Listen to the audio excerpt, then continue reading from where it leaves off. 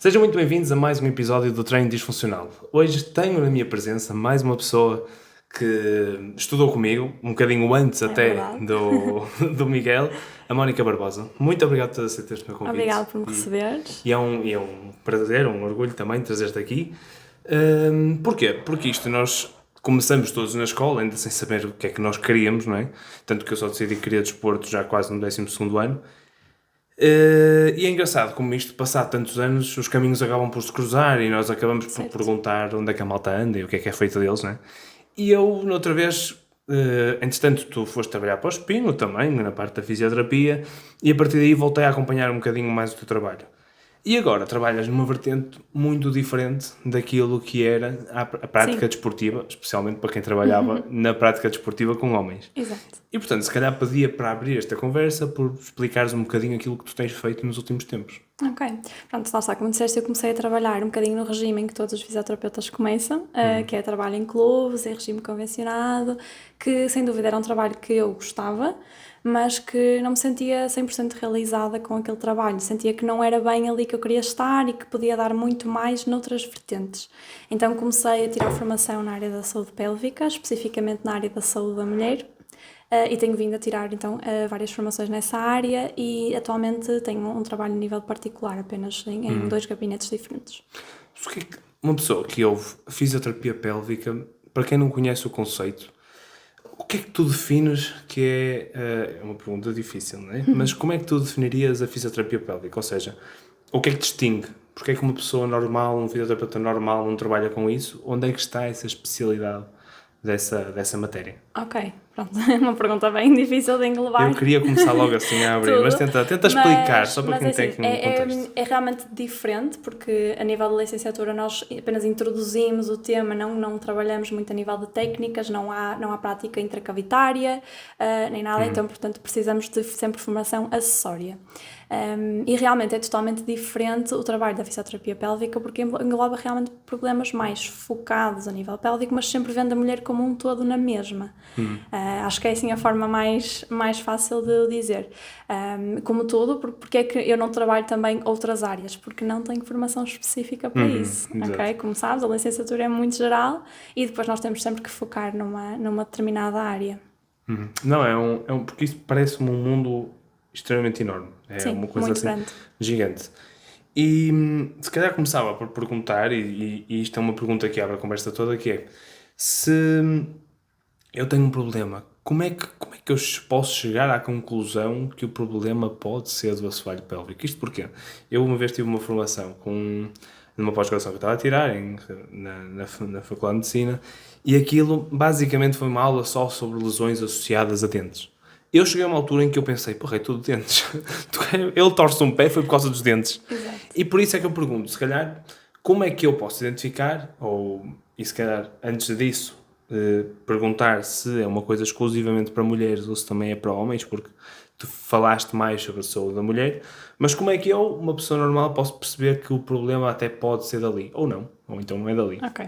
A saúde pélvica é para mulheres e para homens. Eu escolhi focar-me apenas nas mulheres, mas ela é transversal à mulher e ao homem.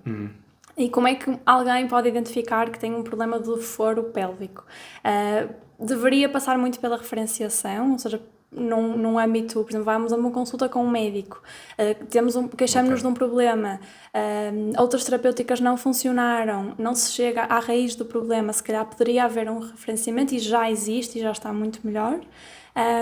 Mas esta passagem de informação entre especialidades, trabalho multidisciplinar, é assim que normalmente as pessoas chegam a nós.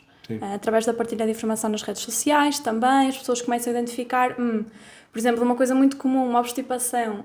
Porque só vou à casa de banho de 3 em 3 dias. Sempre fui assim. Realmente não é normal. E agora as pessoas já começam a perceber com esta passagem de informação. Ou seja, isto começa por ser uma coisa de... Ao início ninguém sabia que isto poderia ser a raiz do problema e começou-se a falar e a falar cada vez mais disto. Até porque podemos dizer que isto é um assunto que está na moda, não é? Muita gente está a especializar-se nessa área também.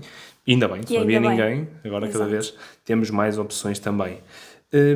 Mas acredito que seja uma área com muitos tabus, não é? Eu disse-te que ia falar deste assunto com toda a seriedade possível, porque a verdade é que isto, para quem está de fora não compreende muito bem como é que funciona uma sessão destas, certo? Como é que funciona? Ou seja, alguém chega à tua consulta e como é que funciona o momento de avaliação? Porque a pessoa encontra-se como é que aquilo funciona. Aqui o meu objetivo é mesmo quebrar os tabus e falar de como é que as coisas são, não é? Pronto, a avaliação da fisioterapia pélvica funciona mais ou menos como qualquer avaliação de fisioterapia ou de consulta de sessão. A pessoa chega, senta-se, conversamos, fazemos algum tipo de questões, toda a anamnese completa habitual e depois focamos sempre em questões relacionadas com o foro pélvico. Depois a avaliação física começa sempre por uma avaliação externa, a pessoa em pé, avaliação postural, avaliação da marcha, ativação muscular e depois é que a pessoa se deita na marquesa, então fazemos todos os testes específicos de acordo com a anamnese, com as questões que perguntamos à pessoa. E depois temos o momento da avaliação intracavitária, ou seja, aí é que é bem diferente das outras especialidades e aí é que pode gerar algum desconforto da parte de algumas pessoas. Já não é muito comum, as pessoas já vêm, já sabem para o que vêm normalmente e costumam até, mas eu vou ao ginecologista, é igual, é diferente. Ok, a postura da avaliação é diferente, a posição, a marquesa é diferente, portanto torna-se um ambiente bem confortável e nunca senti assim constrangimentos na avaliação da parte dos utentes. Tu estás aqui a falar com os termos muito técnicos e não sei o que mais. Estás à vontade, porque a malta precisa perceber o que é isso. Ou seja, literalmente é meter a mão na massa, não é? Sim. É mesmo uma avaliação com o contacto. Eu a primeira vez que tive contacto com isto foi através do Instagram. Eu nem sequer sabia que isto era uma realidade que existia. Aliás, eu pensava que só existia no pós-parto. Ou pré-parto e pós-parto, que não havia mais nenhum tipo de... Não é uma coisa assim tão... Não é um conhecimento assim tão recente, mas eu não sabia que havia estas sessões mesmo... como é que tu disseste? Intracavitárias. Intracavitárias, ok. Nunca seria a palavra que eu me lembraria para explicar como é que isso seria. Certo. Mas como é que começa esse estudo? Ou seja, tu começaste a interessar nisso porquê? Porquê que tu olhaste para aquilo e disseste, é uma área que me pode interessar? Assim, lá está, na licenciatura tivemos o módulo de geniturinária, despertou-me algum interesse, mas como também não foi muito aprofundado, acabou por ficar um bocadinho de lado e na altura da tese, de finalização do curso, foi em época de Covid, portanto havia muito tempo para investigar, para estudar, para procurar e deparei-me aqui com os problemas do foro pélvico, ainda associado um bocadinho ao desporto. Portanto, a minha tese até foi sobre incontinência urinária em atletas de elite de alto impacto. Okay. E foi aí que começou. E depois surge uma formação, surge outra e realmente comecei a perceber que era aquilo. Que é um mundo, não é? Sim, que era um mundo enorme, que era aquilo e que realmente dava sempre para saber mais, estudar mais e eu gosto bastante dessa vertente do saber mais, gostar mais, questionar mais. Formações novas, áreas novas, porque realmente é um mundo muito grande. Como estavas a dizer, achavas que era só no pré e pós-parto e não, a fisioterapia pélvica é realmente aplicada a todos os homens, todas as mulheres, mas pronto, o meu trabalho é mais em mulheres, desde a pré-conceição, desde endometriose, que também é muito falado agora, e ainda bem, desde uma atleta, por exemplo, que fez uma cirurgia e até foi uma cirurgia abdominal, do ombro, e que isso vai ter algum tipo de repercussões a nível da diafragma, ok? E isso vai influenciar o pavimento pélvico e que depois tudo isso junto vai influenciar a performance dessa atleta. Certo. Tu passaste pelo desporto e se calhar queria começar aí por voltar atrás e para te perguntar como é que foi essa experiência dentro do mundo do desporto. Porque lá está, tu disseste que isso era o caminho normal das pessoas, é passar pelo mundo do desporto e depois muitas vezes ou procuram os fisioterapeutas começam a aparecer-se cada vez mais com PTs também, a começar a especializar também no treino de força, o que eu não acho errado, acho que cada um tem o seu momento para atuar, mas depois disso, como é que foi esse teu começo no mundo do desporto? O que é que tu achas que tu trazes desse mundo do desporto para aqui? Ou seja, que lições é que tu tiraste ali que até podem ser úteis agora?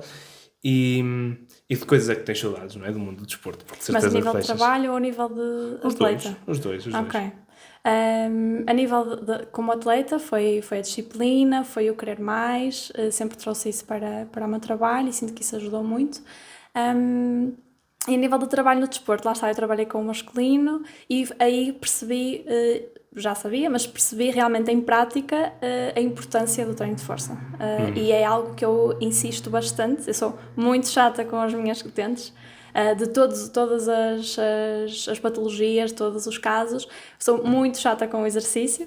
Não sou eu que prescrevo, porque eu não tenho competências para, tento sempre encaminhar, mas sou muito chata, principalmente com o glúteo. Eu sou muito chata com o treino de força. E eu pensava que tu ias dizer que foi que percebeste que não querias trabalhar com masculino, disseste Também. não. Foi aí que eu Também. percebi que eu gosto é de mulheres, resto par dos homens.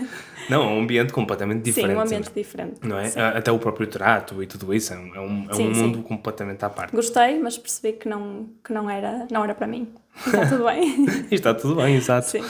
Eu, por exemplo, nem sei, acho que lido melhor com homens. Acho que já tive esta reflexão comigo mesmo, nem sequer sei. Acho que são diferentes, são ambientes diferentes e a verdade é que se puserem outra vez a trabalhar com masculino, tu vais saber Eu fazê-lo. vou conseguir, claro. Mas se calhar há coisas ali, detalhes que tu gostas mais no mundo das mulheres. Eu, se calhar, ao contrário, algumas implicações a mais que o feminino tem, que o masculino não tem. Por exemplo, esta questão toda hormonal que dificulta imenso o nosso trabalho, não é? Sim. Tanto para o físico, mesmo para o fisioterapeuta, também deves ter alturas em que a probabilidade de lesão é muito maior e que provavelmente a percepção subjetiva de esforço é muito maior também. E tudo isso muda o nosso trabalho quando trabalhamos com o feminino. O masculino é quase sempre igual, é sempre para cima. Exatamente, isso Que é acontece muito muito. diferente. Até na capacidade da pessoa absorver informação, tudo isso varia com a parte hormonal, com o ciclo menstrual em si. Mesmo também essa parte de cognição. A percepção corporal varia muito também, porque se estamos numa fase do ciclo em que há mais inflamação, mais inchaço abdominal, por exemplo, vai haver uma menor ativação muscular a nível abdominal, portanto uma menor percepção também corporal de alguns exercícios, falando especificamente dos exercícios que eu trabalho em consulta. Okay? E noto realmente que existe essa diferença, portanto quando falamos de treino de força, de performance, realmente há mesmo muita alteração. E o acompanhamento torna-se mais exigente quando tratamos com mulheres. E falando, se calhar, não sendo da tua área de atuação, mas, por exemplo, eu como homem, não sei mesmo nenhum sinal que me faria ir procurar um fisioterapeuta pélvico masculino. O que é que pode ser um sinal para um homem procurar isso, procurar essa ajuda? Dor pélvica. E o que é dor pélvica? Pode ser uma dor a nível inguinal, ok?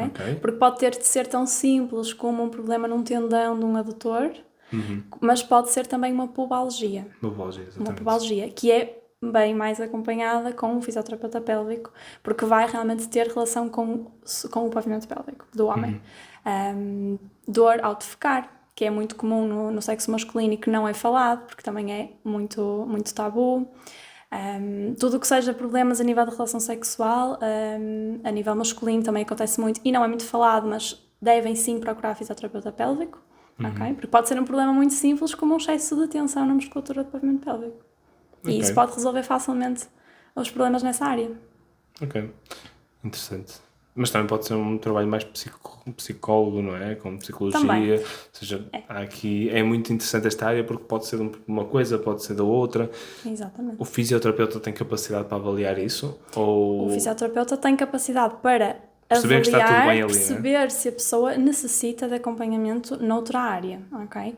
E quando nós falamos agora especificamente de problemas na relação sexual, quer seja dor, quer seja outros problemas, tem de haver um trabalho multidisciplinar. Okay? O nosso trabalho não chega, como fisioterapeutas pélvicos, mas o trabalho a nível de psicologia também não é suficiente, okay? Porque nós podemos associar a algo mais mental, okay?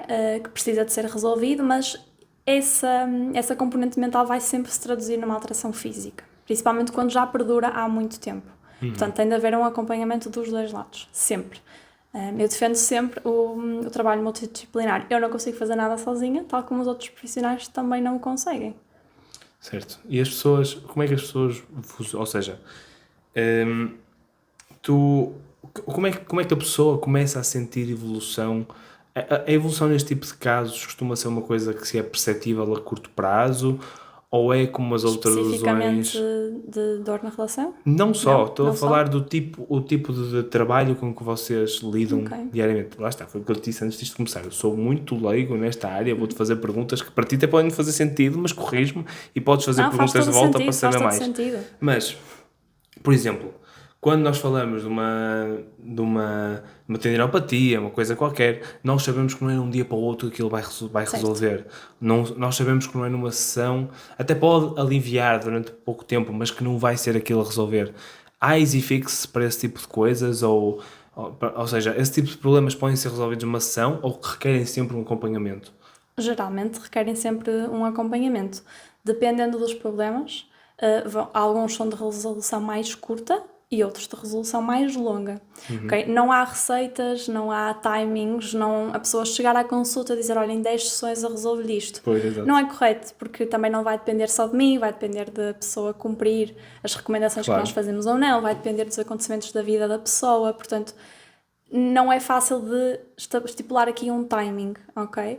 Mas como é que nós vemos que a pessoa está a evoluir? Como é que nós sentimos que a pessoa está a evoluir? Primeiro, baseado no feedback e depois baseado em alguns testes, algumas medidas que nós utilizamos mais a nível quantitativo, não só para o nosso estudo, mas também para nós mostrarmos ao paciente aquilo que ele evoluiu. Ok? E isto acontece muito nos casos de urgência urinária, de incontinência por urgência urinária, ok? Em que no início do acompanhamento eu peço à pessoa para fazer um diário, em que vai registar durante 5 dias como é que foi as idas à casa de banho, registar os seus sintomas e passado algumas sessões eu peço para voltar a repetir. E acontece muito o cliente chegar, mas eu não senti evolução nenhuma, parece que estou igual, e apresentamos então a comparação dos diários e a pessoa realmente percebe, mas eu aqui estava sempre a ir à casa de banho e agora já estou num padrão normal, portanto afinal estou Exato. melhor.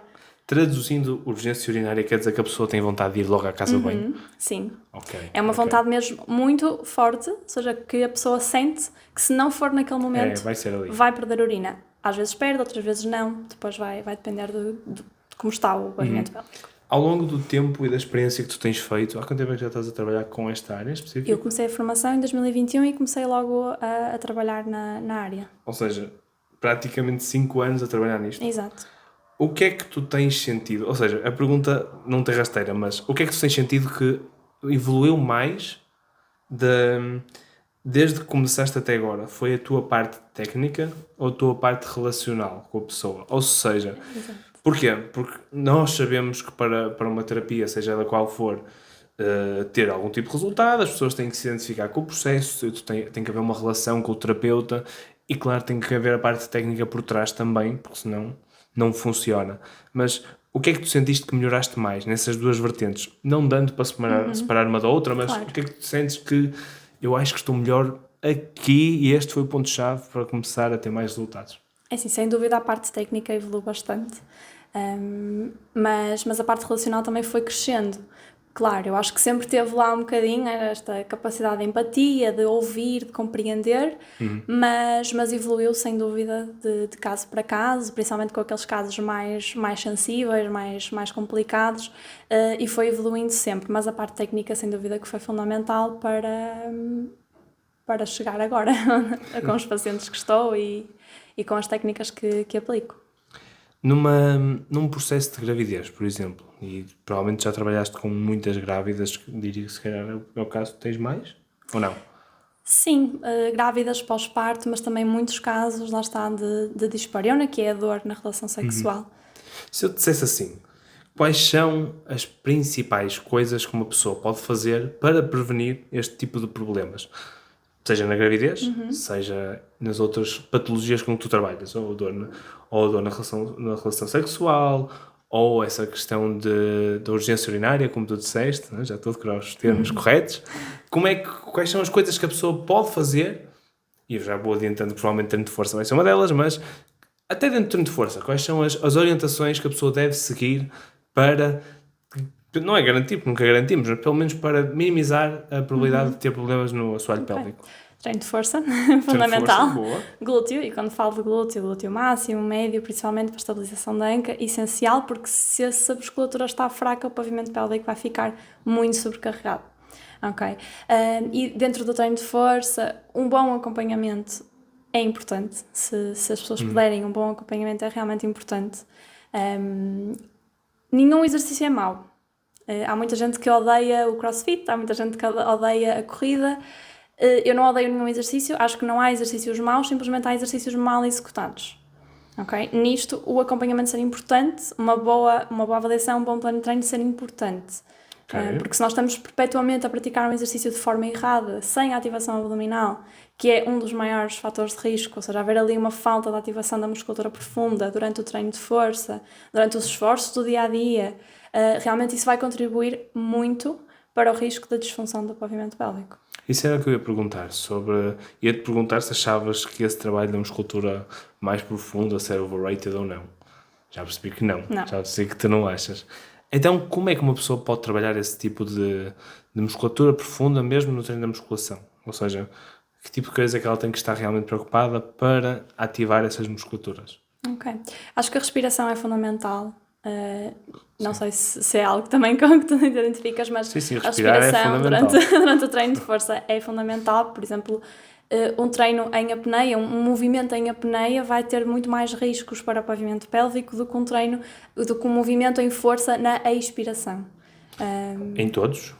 Todos os exercícios? Maioritariamente Pensando, todos por os exemplo, no exercícios. agachamento? No agachamento, sempre. Ok. Sempre. Principalmente quando falamos de um agachamento com bastante carga. Okay? Se é importante nós focarmos ali a inspiração e a expiração em determinado exercício. Se estivermos a falar de um treino funcional com 2 kg, Ok, sim. é importante, mas é preferível a pessoa manter uma respiração correta, fluida, com alguma ativação abdominal, mas se falamos de um agachamento com 120 kg, é fundamental, é imperativo, porque se for em apneia é muita carga para aquele abdômen, para aquele pavimento pélvico. Mas se não for em apneia, consegues fazer dentro da carga?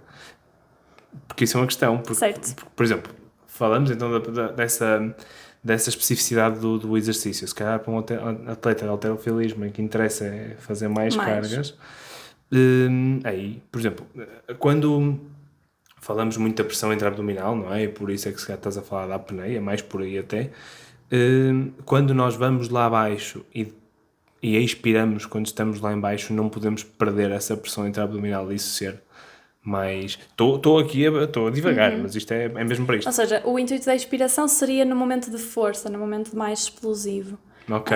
Já não lá em baixo mesmo. Não, seria mesmo no momento em que puxamos ou empurramos a carga. Sim. Ok? E realmente essa questão foi muito boa, porque um atleta de halterofilismo vai precisar de mais. O objetivo vai ser mais.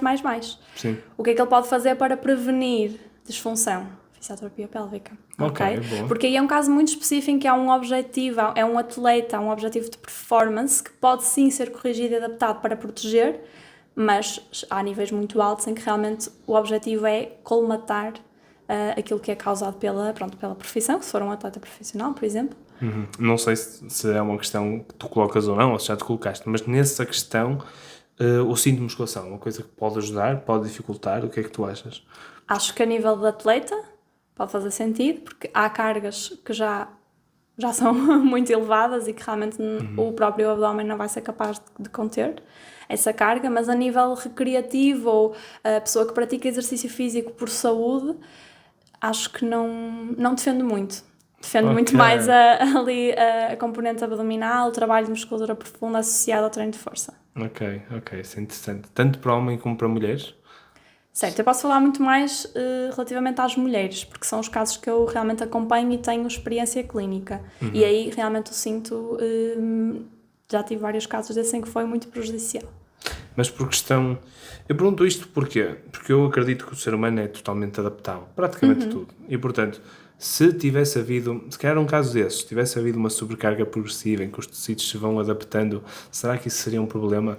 Associando aos outros exercícios que tu estás a falar, se calhar para uma musculatura profunda.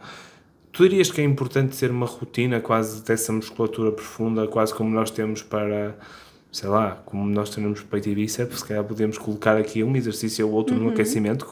Que tipo de exercícios é que se pode acrescentar para trabalhar esta musculatura profunda? Eu gosto muito de recomendar no Pilates.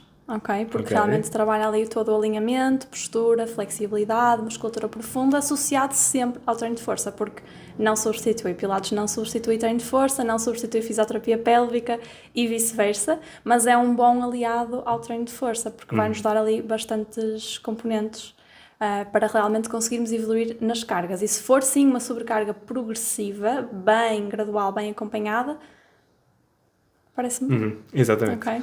Sim, então, e se a pessoa não tiver o acesso ao Pilates? Ou seja, Vamos pensar na pessoa que, pá, quero ir 2 ou 3 vezes ao ginásio por semana, quero estar em forma, quero me sentir forte, quero meter cargas porque pus aquele objetivo e quero chegar ali e quero chegar lá. Certo?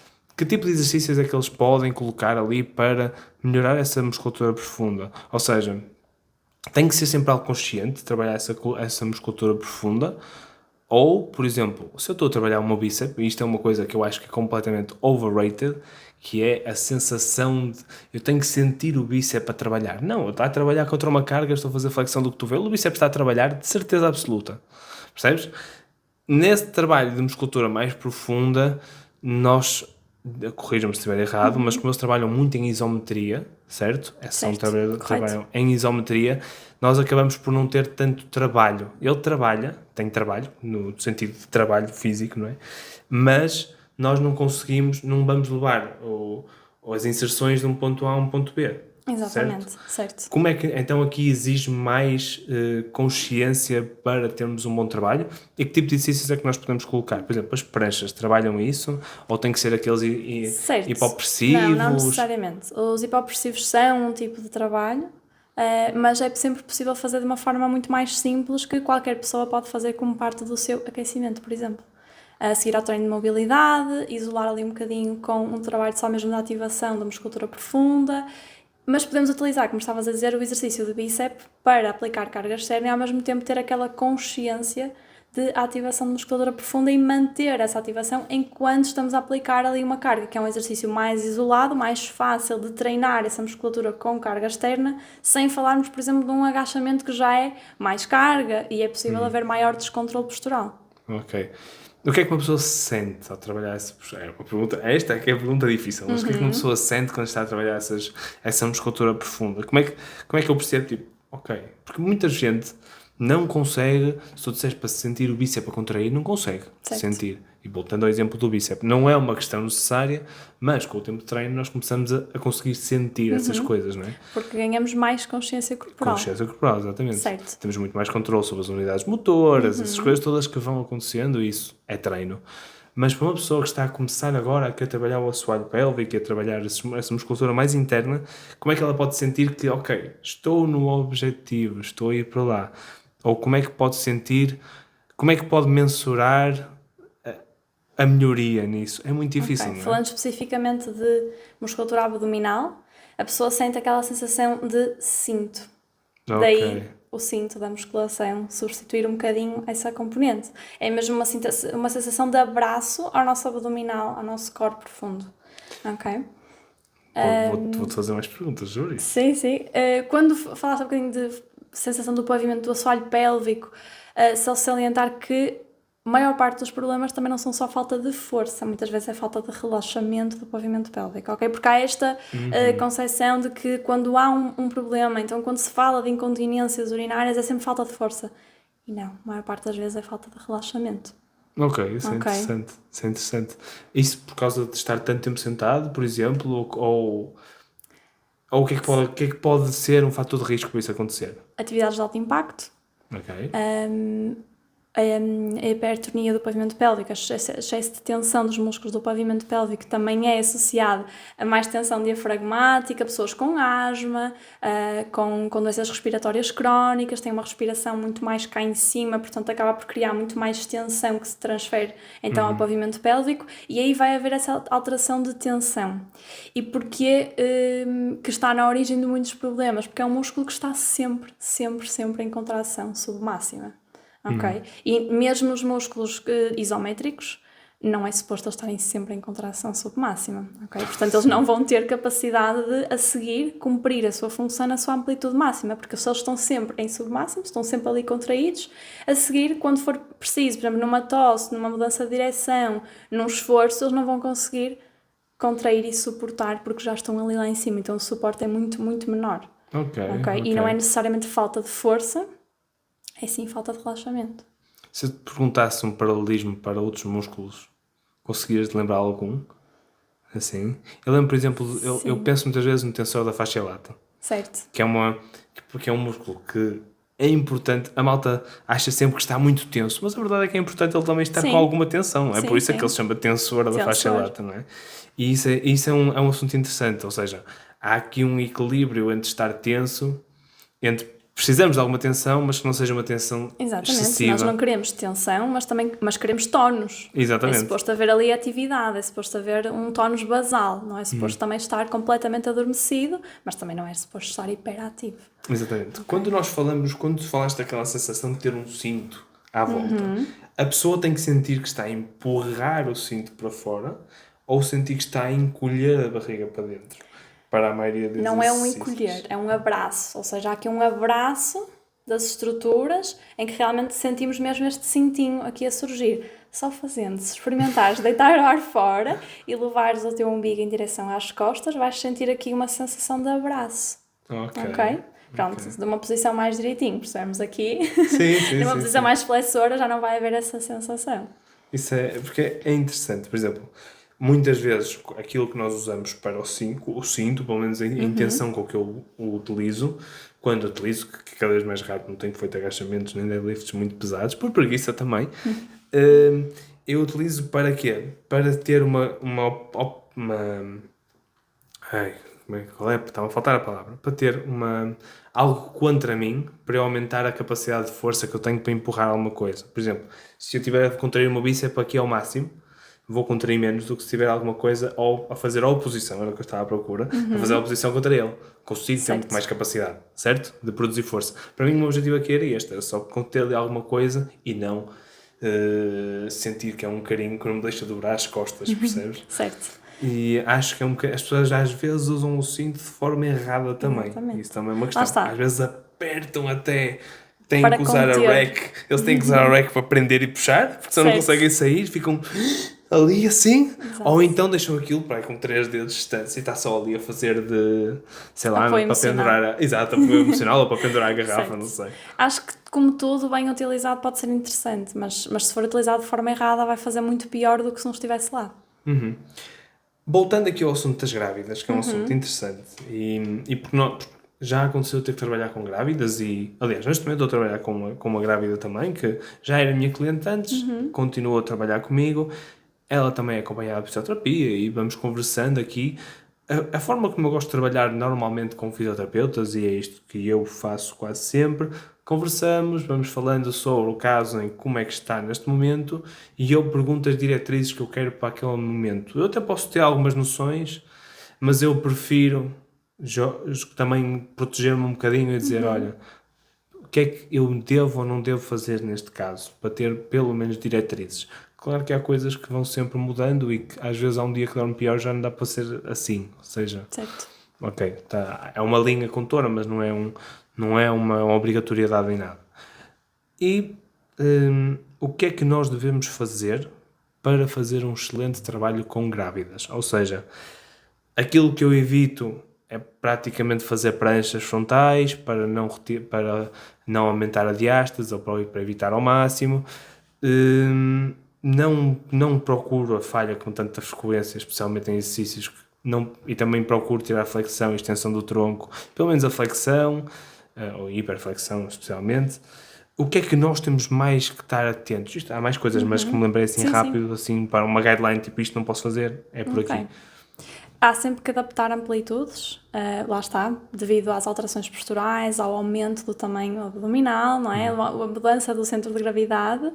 A nível do primeiro trimestre não há grandes alterações nesse sentido, mas há uma alteração importante que é no nível de energia. O primeiro trimestre normalmente é caracterizado por uma baixa de energia, então há aqui uma necessidade de adaptar intensidades, ok? Trabalhar mais a nível de manutenção e não tanto logo hipertrofia. O segundo trimestre começa ali um aumento de energia, portanto já permite outro tipo de trabalho.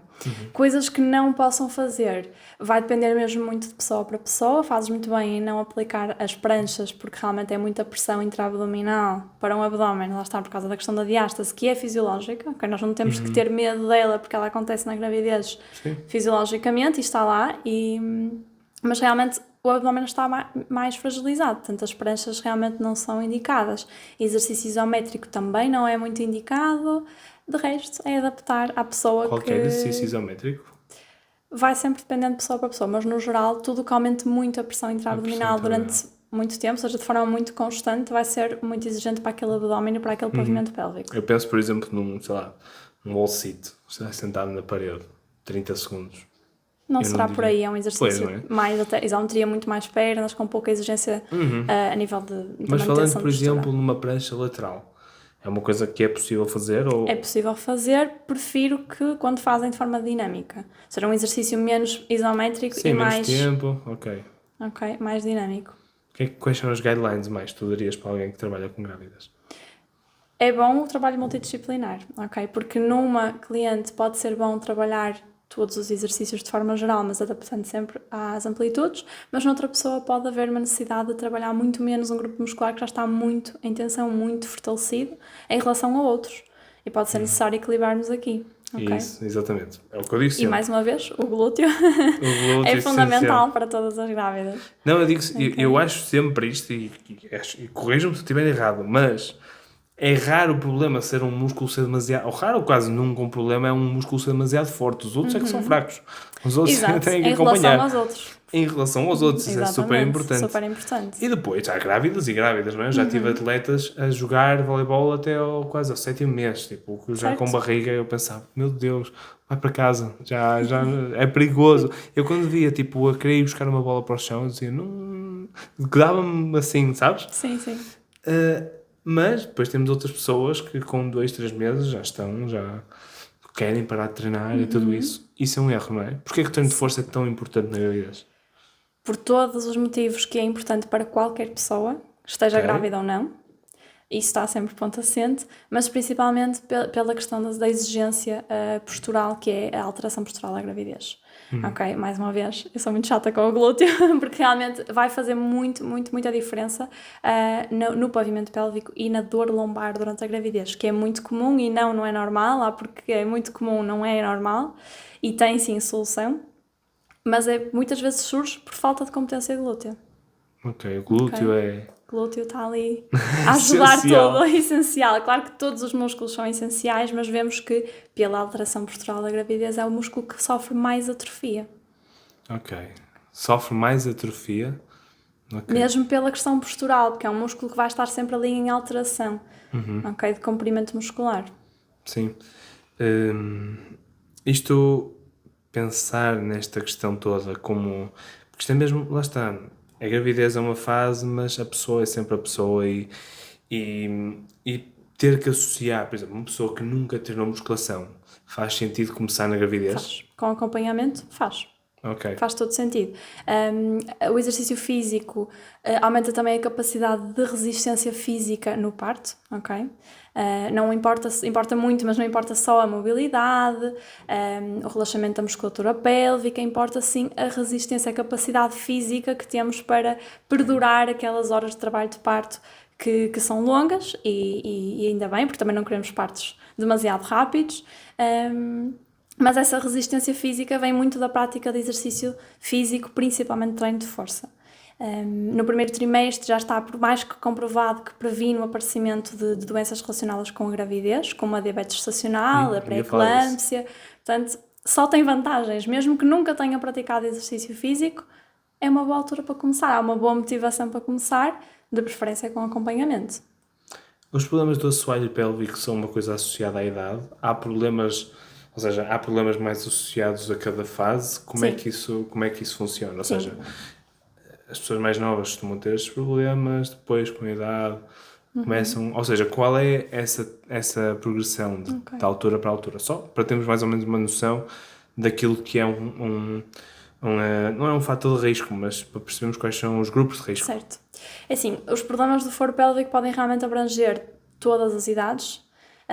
Incontinência urinária é o que as pessoas conhecem mais e pode realmente surgir desde a idade pediátrica até a idade geriátrica, ok? Sendo muito mais comum na idade geriátrica, por tudo o que isso implica. Provavelmente as mulheres já foram mães, já passaram pela menopausa, portanto também há ali uma diminuição da tonicidade dos tecidos e isso traz algumas alterações. É mais comum em idade pediátrica haver aqui mais uma retenção urinária, idade jovem haver aqui mais problemas do foro sexual, como a dispareunia, que é a dor na relação sexual. Quando começa a menstruação, haver aqui alguns problemas relacionados com o ciclo menstrual, como a dor na menstruação, a endometriose e a adenomiose, tudo que é associado ao ciclo menstrual. E depois, com a paridade, com os filhos, não é? Surgem também outro tipo de questões associadas ao parto, sendo que esses problemas podem sempre surgir em qualquer idade, em qualquer mulher, tenha ou não tido filhos, esteja ou não na menopausa, ok? Há fases da vida em que é mais comum, mas pode sempre surgir noutras fases. Então, e agora que tu trabalhas com isto há tantos anos e que já trabalhaste com diferentes tipos de grávidas, com pré e pós-parto, o que é que tu, se fosses tu a ter que escolher, preferias um parto normal ou uma cesariana? Se eu tivesse que escolher, um parto vaginal, sem dúvida. A sério? A recuperação é mais fácil? Sim.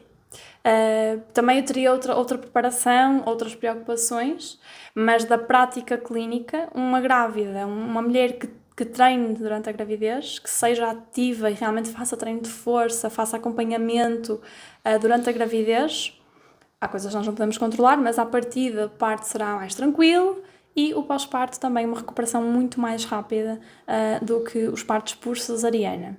No entanto, acho que é uma escolha.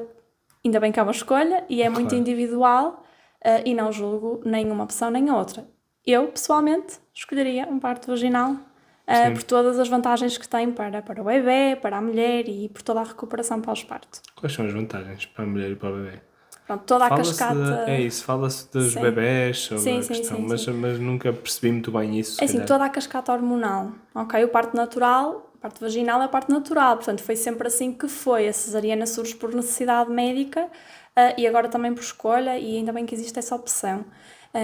Mas, por exemplo, para o bebê a passagem no canal vaginal traz algumas vantagens a nível imunológico, ok?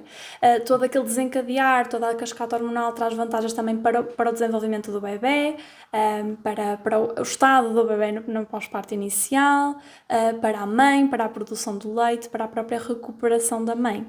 A cesariana pode não existir essa cascata hormonal, pode ser uma coisa um bocadinho mais programada, por necessidade médica, por exemplo, e é sempre uma cirurgia. Portanto, tem todas as desvantagens, todos os riscos que tem uma cirurgia. Mesmo sendo um ambiente, se calhar, mais controlado, não é? Sim, é um ambiente mais controlado, mas é uma cirurgia, portanto vamos ter que adicionar aqui todos os riscos de uma anestesia, tudo o que é um material cirúrgico, portanto tudo o que é cirurgia tem sempre alguns riscos associados. Tu disseste aí uma coisa interessante que eu fiquei a pensar, mas porquê? Porquê que um parto não queres que seja demasiado rápido? Porque um parto demasiado rápido pode significar duas coisas, ou não está a correr muito bem e é preciso acelerar, não está a correr muito bem porque o bem-estar do bebê é o bem-estar da mãe, ou então um expulsivo muito rápido. Nós nunca queremos que seja 2 puxos, como as pessoas dizem, eu quero que seja lá e respire 2 vezes e acaba. Não, porque é um parto muito hiperpressivo, é uma coisa muito rápida, os tecidos não vão ter tempo de se acomodar àquele estímulo, não vão ter tempo de ir cedendo, ir deixando acontecer para a expulsão do bebê, para o nascimento do bebê. Se for muito rápido, vai ser muito de repente, os tecidos não vão ter tempo de responder. Isto é fascinante, é um mundo gigantesco. É um mundo enorme. Quais são assim as... O que é que tu achas que ainda falta descobrir nessa área? Acho que já está muito descoberto. No fundo, acho que não falta assim descobrir nada. Acho que falta assim interligar as coisas. Okay? Nós, quando tratamos uma mulher em saúde pélvica, nunca podemos olhar só para o pavimento pélvico. Okay? A avaliação é feita totalmente, do início ao fim, mas nas primeiras sessões eu muitas vezes nem toco propriamente, não ponho a mão na massa, não toco propriamente no pavimento pélvico, porque há toda uma pessoa exterior ainda para trabalhar, desde cicatrizes, alterações posturais, alterações viscerais, portanto há muita coisa para trabalhar antes do pavimento pélvico, porque ele acaba por ser um bocadinho uma reflexão daquilo que se passa mais exteriormente. O que é que queres dizer com alterações posturais? Por exemplo, uma cicatriz de uma cesariana, já que estávamos a falar da cesariana, que vai causar aqui bastante aderência, bastante tensão, se não for trabalhada. Isso vai gerar uma postura mais flexora da pessoa. Ok, uma alteração postural, tendo em conta não o basal da pessoa, mas Exatamente, tendo em conta uma alteração que tu vês claramente que aquela pessoa não está confortável, não está funcional, porque uma postura correta é um bocadinho relativo. A postura correta é aquela que é funcional, ok? Nós não queremos pessoas perfeitas, moldadas, isso já é um conceito um bocadinho antigo, mas queremos que a pessoa seja funcional, uma pessoa que não está funcional naquela postura, que tem dor associada, significa que não está bem e temos que trabalhar. Sim. Portanto, Essa se calhar, e lá está, eu também não conhecendo assim tão a fundo, mas essa provavelmente é das maiores críticas que existe ao método de Pilates, é que é acharem que só existe um tipo de postura e uma coisa, só aquilo é que está correto. Eu acho que quando nós tiramos essa pala e conseguimos ser mais aberto e mais...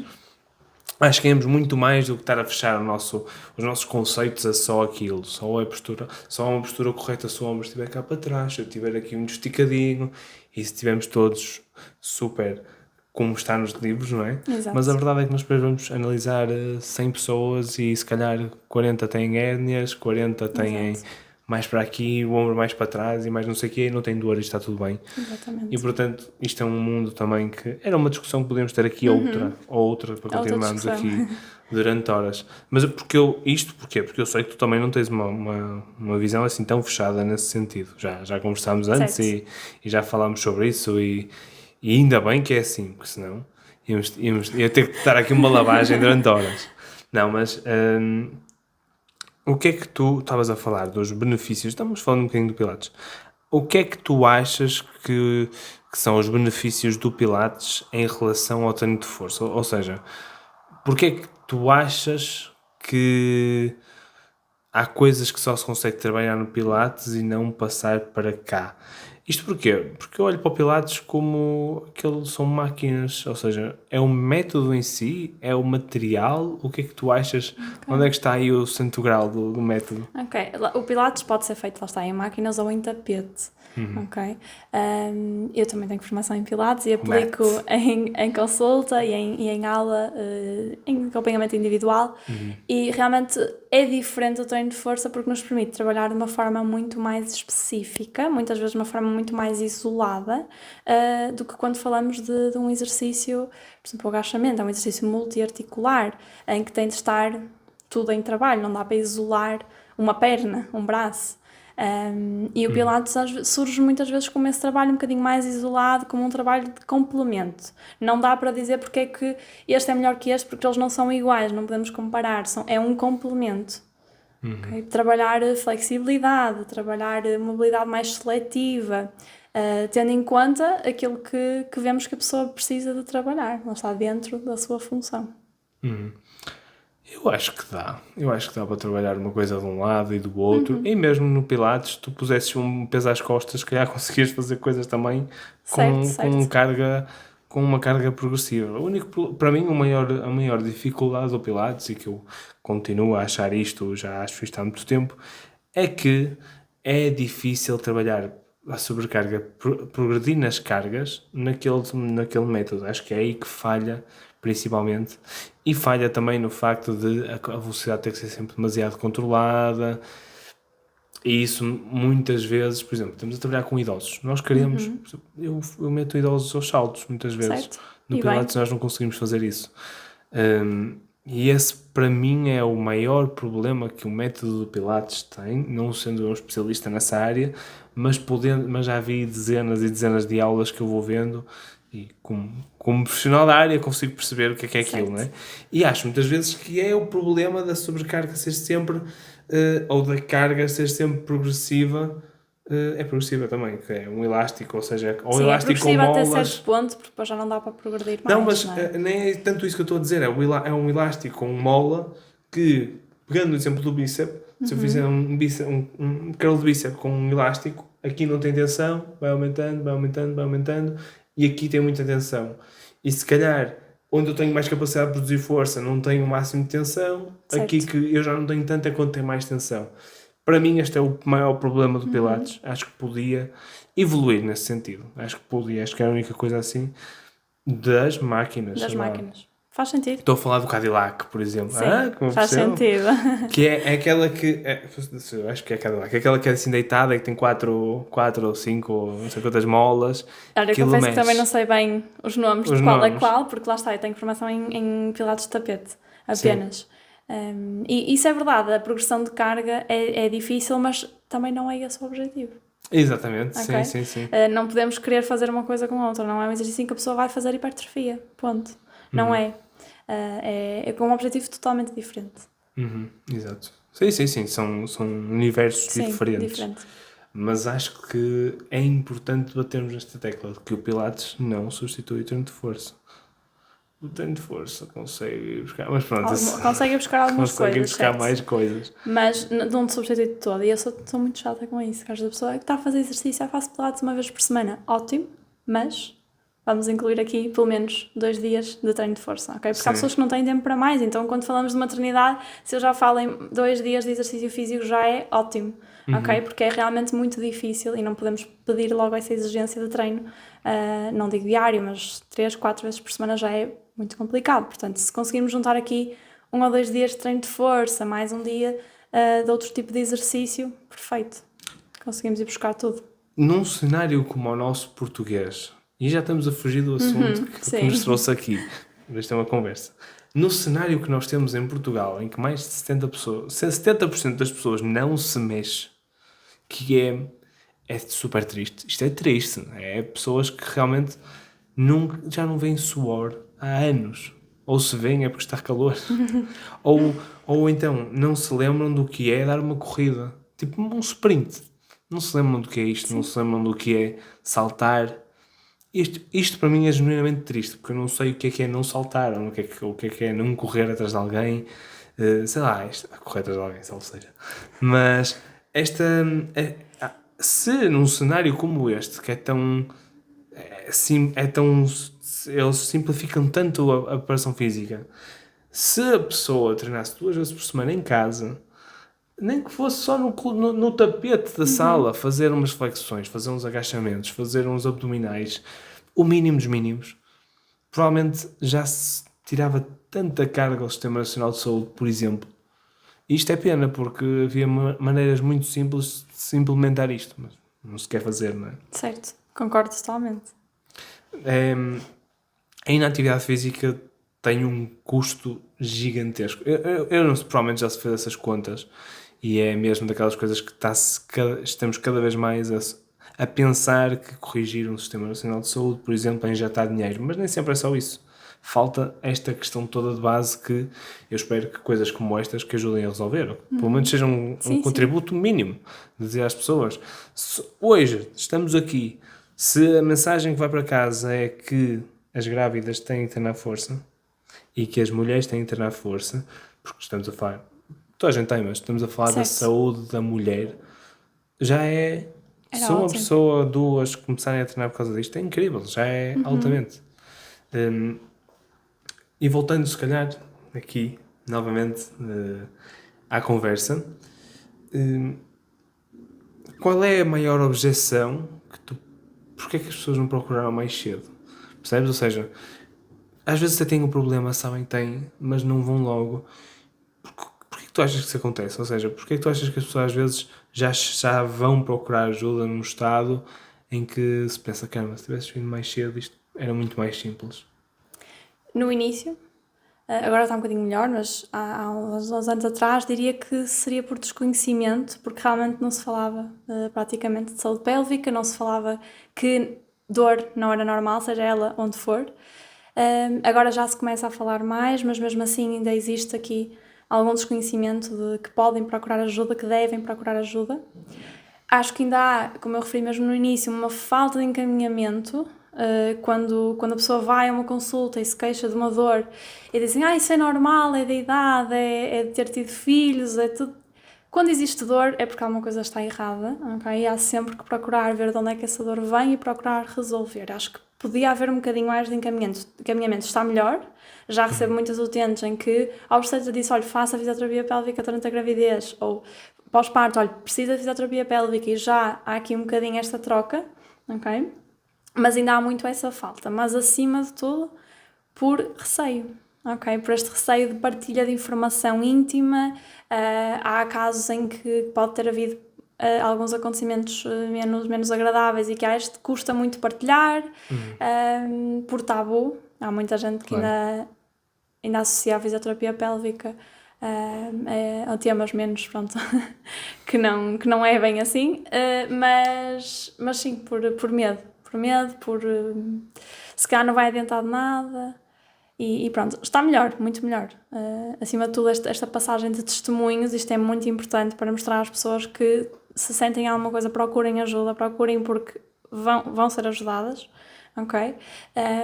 Mas há muito esta passagem também de testemunho. A amiga fez fisioterapia pélvica, recomendou à amiga, falou com a mãe, depois a mãe percebeu que afinal ainda tinha alterações dos partos dos filhos e procurou ajuda, isso é muito bom.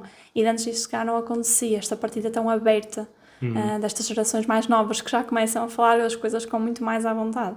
Sim, incrível. E e aqui generalizando, mas entre mulheres é sempre mais simples do que entre homens. Há muito menos esses tabus entre mulheres do que entre homens. Sim, menos tabu, mas não se partilha assim tanto quanto as pessoas acham. Achas Sim, que é mais... principalmente quando se toca a disfunções pélvicas. Okay. Não se partilha assim tanto. Pensei que era uma coisa mais normalizada. Entre homens isso seria impensável. Estou Há a pensar. mais partilha, mas não tanto quanto se pensa. A foto que tu me mandaste, tu mandaste uma foto em que tu estavas com... Tu deste um nome àquilo? Sim, é um dispositivo de biofeedback. Biofeedback, exatamente. Certo. Mas também tinhas um vibrador. Sim. Eu achei engraçado, não é? Mas se calhar perguntava-te aqui qual é a utilidade. Ou seja, a masturbação entra como uma parte da terapia para as mulheres? Não. Ou seja, é algo que as mulheres podem e devem fazer, a autoexploração, autoconhecimento. Está tudo ok, mas não é algo que eu prescreva. Okay. Não é algo que eu prescreva, olha, vai para casa e vai fazer isto, não. É prescrito muitas vezes até pela psicologia, ok? Não é algo que eu prescreva. Prescrevo sim o uso da vibração como várias vertentes, mas por exemplo um ganho de consciência daquela musculatura, ok? Simplesmente um trabalho de casa, mesmo só colocar, ok, estou a ganhar consciência que aqui é a vibração, aqui é onde eu tenho de trabalhar, aqui é onde eu tenho que sentir determinado relaxamento, quando falamos de uma vibração contínua e quando falamos de uma vibração intermitente, determinada contração, por exemplo, queremos trabalhar a contração. Mais como ganho de consciência, ganho de libertação, de relaxamento e não propriamente outro trabalho de casa. E o biofeedback é o que é? O biofeedback é basicamente um aparelho, aquele que tu viste, é tipo uma sonda que nós colocamos no interior da vagina e aquilo é ligado ao tablet. Ok? E com esse dispositivo nós conseguimos pedir à pessoa que se levante, que se sente, que faça movimentos na qual ela sente dor ou perda de urina, por exemplo, para nós avaliarmos qual é o comportamento do pavimento pélvico, se realmente há contração, se há relaxamento, o que é que há falta de, se em vez de ativarmos o pavimento pélvico estamos a ativar só musculatura abdominal ou musculatura acessória, perceber realmente o que é que se passa em movimento. Nós conseguimos avaliar muito bem e de forma 100% eficaz na marquesa, mas quando pedimos movimento já não o conseguimos ver, não é? Portanto, precisamos desse tipo de aparelhos para nos auxiliar. Eu pergunto isto porque lá está. Acho que é importante as pessoas... Eu, quando vou fazer alguma terapia ou alguma coisa que eu nunca fiz, eu procuro perceber o que é que vou encontrar, não é? E quando tu mandas aquela foto, eu fico tipo, mas para que é que isto serve? Percebes? É uma coisa tão simples quanto isto. Entretanto, aquilo que tu estavas a falar da consciência, do levantar e dessa questão do biofeedback, queria aqui outra pergunta que é: essa questão tem que ser sempre involuntária? O objetivo é que essa contração acabe por ser uma coisa completamente involuntária e que a pessoa já nem pense nela? Sim, esse é o objetivo final. Não é suposto nós estarmos a passar o nosso dia a fazer atividades e pensar no que é que o nosso pavimento pélvico tem ou não de fazer. É uma atividade muito automática, assim como tu te sentes numa cadeira, não estás a pensar no que é que o teu quadríceps está a fazer. Sim, não é? Quando tu te levantas de uma cadeira, não estás a pensar o que é que ele está a fazer. Portanto, é automático, tu levantas-te e o teu músculo funciona. Pronto, o objetivo é esse. Por exemplo, eu aqui não estou a pensar como é que estou com as costas e estou aqui todo torto para a frente e mas está tudo bem. Mas estás funcional, não tens dor, portanto está tudo bem. Não tenho dor. Está tudo bem. Portanto, esta questão de tornar um processo que é pensado para uma coisa que nem tem que ser, que é completamente inapta, ou inapta não, que é completamente... nem sequer temos que pensar naquilo. É um processo fascinante e mesmo... pensando na parte neural para que isso aconteça, é super interessante, porque nós somos feitos de padrões, não é? Somos feitos de... Ou seja, por exemplo, no voleibol nós temos isso, há coisas... No jiu-jitsu agora acontece-me isso, coisas que antigamente eu tinha que pensar imenso para fazer e que agora aquilo já sai naturalmente, já é quase de olhos fechados que dá para fazer. Certo. São poucas ainda, mas já há coisas que são assim. E nós transferimos isso para coisas do nosso dia-a-dia, do nosso corpo, que nós às vezes nem sequer reparamos que a estamos a fazer. Isso acontece, por exemplo, quando estamos a conduzir. Às vezes damos por ela e acontece muito. Como é que eu cheguei aqui? Exatamente. Isso E no início tínhamos que pensar, ok, embreagem, primeira, Sim. luzes, e agora é super automático e nem pensamos no que está a acontecer. E é um bocadinho isso que nós trabalhamos, ok? No início tem que haver essa consciencialização, ok? Esse foco, esse trabalho mais neural, mais perceber realmente o que é que está a acontecer, o que é que não está, e depois tornar isso funcional. Por isso, daí a importância dessa tal aparelho que viste, o biofeedback, para nós podermos tirar a pessoa da marquesa. A partir do momento em que a pessoa sabe contrair, sabe relaxar, tem já algum grau de contração muscular, é sair da marquesa. O objetivo é esse, trazer para a função, trazer para atividades do dia-a-dia. E como é que se elimina daí a questão de ser um teste? Ou seja, ela está com aquilo, sabe, está a ser testada, não é? Certo.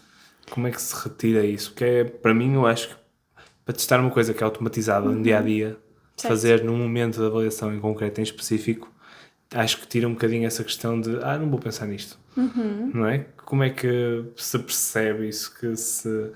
Percebes onde eu quero chegar? Sim, Ou seja, é sempre um bocadinho enviesado, claro. É isso. Mas tentamos sempre, ok, vamos só colocar aqui o aparelhinho, vamos só ver o que é que está a acontecer. Um café. Ok, vamos ver o que é que está a acontecer. A pessoa levanta-se, eu já estou a avaliar, e a pessoa não sabe. A pessoa levanta-se, nós colocamos o aparelho, a pessoa na marquesa, a pessoa vai se levantar.